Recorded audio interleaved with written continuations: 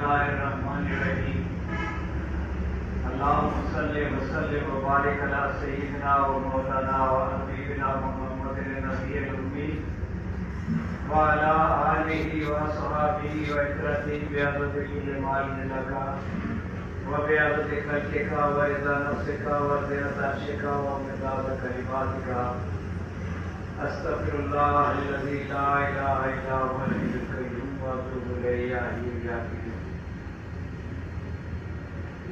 آج کے تعلق مبارک ہے ہمارے پیر و مرشد حضرت ابو حدیث قصر العزیز کے پیر فیض حضرت شاہ شرف الدین ابو علی شاہ قلندر پانی پتی قصر العزیز کا اس مبارک ماشاءاللہ۔ اسی حوالے سے سرکار کے مقالات حکمت پڑھنے اور سننے کی سعادت حاصل کرتے ہیں۔ ان مقالات حکمت کی ترتیب و تہذیب ہمارے پیر و مرشد حضرت ابو حدیث قصر العزیز کی محبوب ترین سیدہ و سائدہ مجد نساء بیٹی صاحبزادی انیس اختر سلم اللہ نے فرمائی، جن کے متعلق سرکار نے فرمایا میری یہ بیٹی اس مقام النجاح الصحاب المقبول المصطفین المعصوم دارالحسان کے جملہ دفاتر کی دل و جان سے خیر خواہ وفادار 100% معتمد آلمدہ اور اس ادارہ کی آبرو ہے ماشاءاللہ، اور اس کا یہ مرتبہ قیامت تک کے لیے ہے۔ میری یہ محبوب ترین بیٹی دنیا اسلام کی مایہ ناز صاحبزادی ہے۔ اگر کسی نے اس لڑکی کی ذرا بھی بے ادبی کی، میری طریقت میں اس کا کوئی مقام نہیں، اس کا گستاخ میرے فیض سے محروم ہے۔ واللہ باللہ تاللہ۔ اور یہ ختم الکلام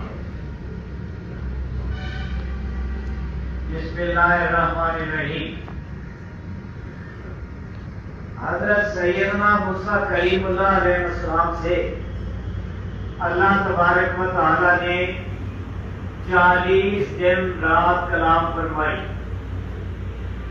سیدنا موسیٰ علیہ السلام اس سرور میں مدہوش ہو کر یہ سمجھے کہ وہ دنیا میں نہیں جنت میں ہیں، اور اسی جذب کے تحت رب آرے نے کہا، فرمایا لن ترانی، میرے کریم ان آنکھوں سے آپ مجھے نہیں دیکھ سکتے۔ نبوت کی فرمائش کے اکرام میں اللہ تبارک و تعالی نے اپنے نور کی تجلی سوئی کے ناکے سے 70,000 اجمالی پردوں سے گزار کر فرمائی۔ دور عظمتوں کے معیاری کے نور کی تاب نہ لاتے ہوئے جل گیا، ٹکڑے ٹکڑے ہو گیا۔ 3 ٹکڑے احد، برکان اور عجوی مدینہ منورہ میں جا گرے، باقی 3 سور، سبیل اور حرا مکہ مکرمہ میں۔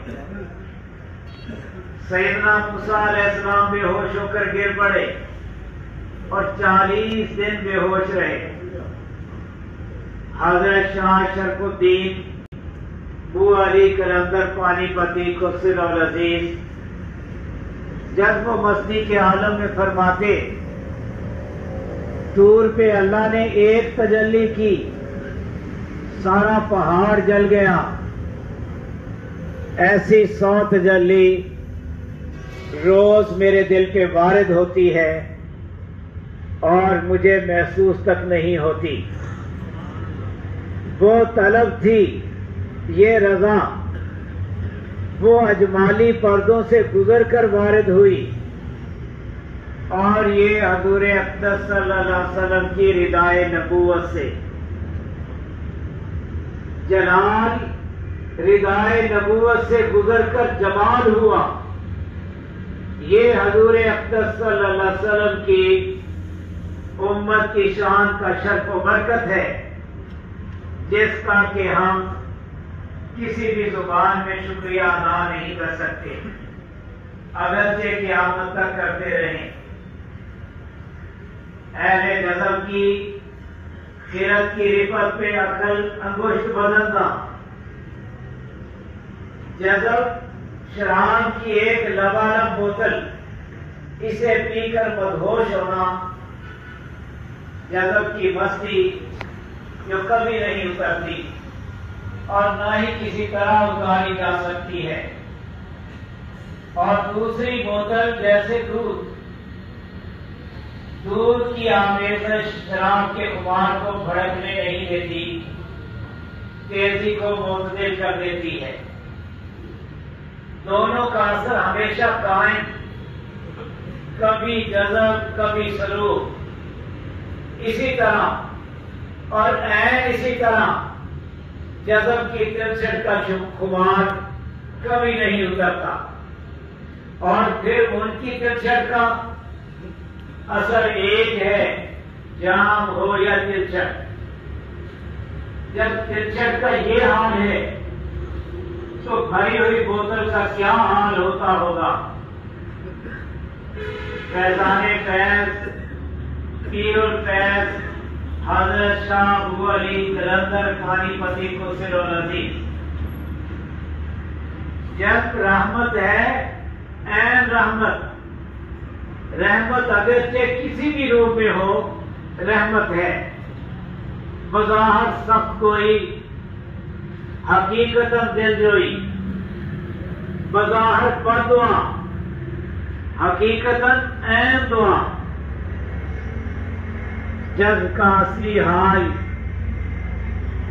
کپڑے پھاڑ کر جنگل کو نکل جانا، مگر سنت مطہرہ کا نور کسی نہ کسی رنگ میں شریعت کے پاک پردوں میں مستور رکھتا ہے، کبھی بے نقاب ہونے نہیں دیتا۔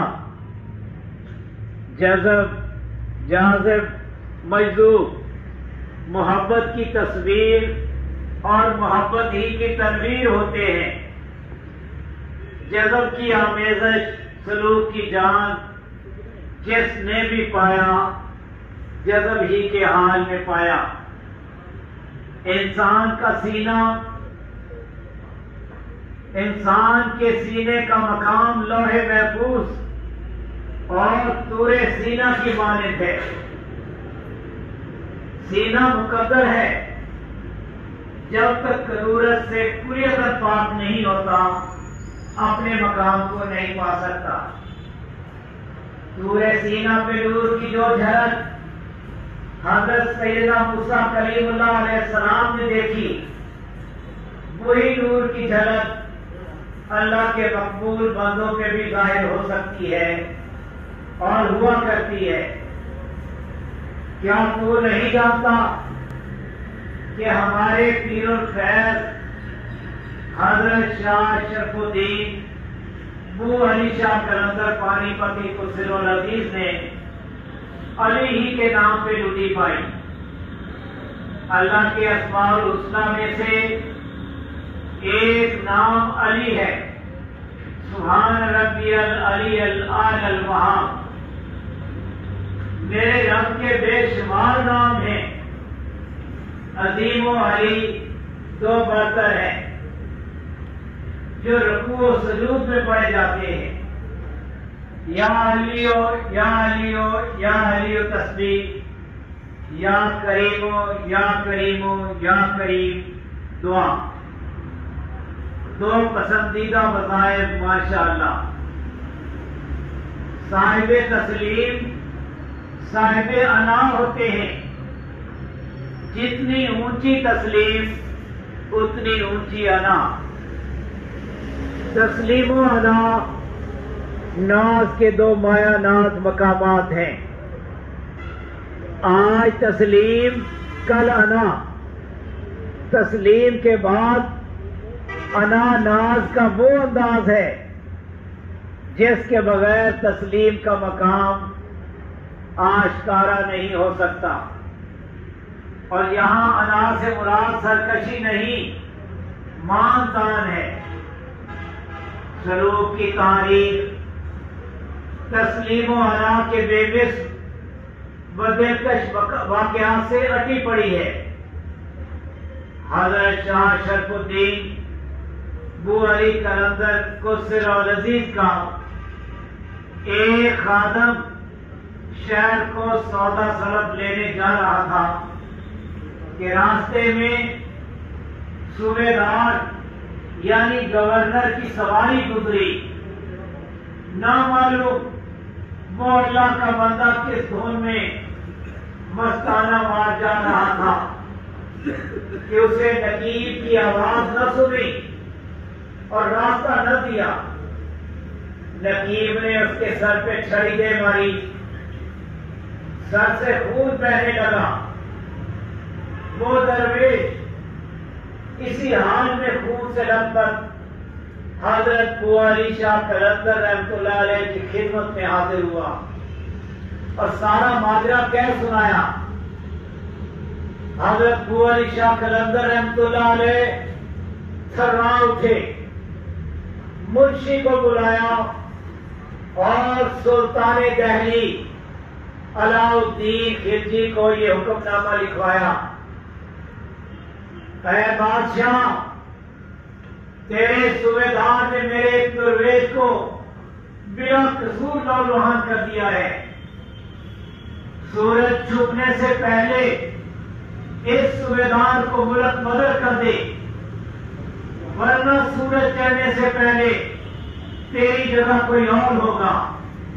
اللہ اللہ، یہ حکم نامہ پڑھ کر سلطان علاء الدین خلجی کے ہوش اڑ گئے۔ فوراً حضرت امیر خسرو شیری مکال کو قلندر کی بارگاہ میں بھیجا کہ بادشاہ کی طرف سے معافی طلب کریں اور صوبیدار کو گرفتار کر لائیں، اور اس طرح یہ معاملہ طے ہوا۔ میرو مارو انجم کا محاسب ہے قلندر، میرو مارو انجم کا محاسب ہے قلندر، ایام کا مرکب نہیں راکب ہے قلندر۔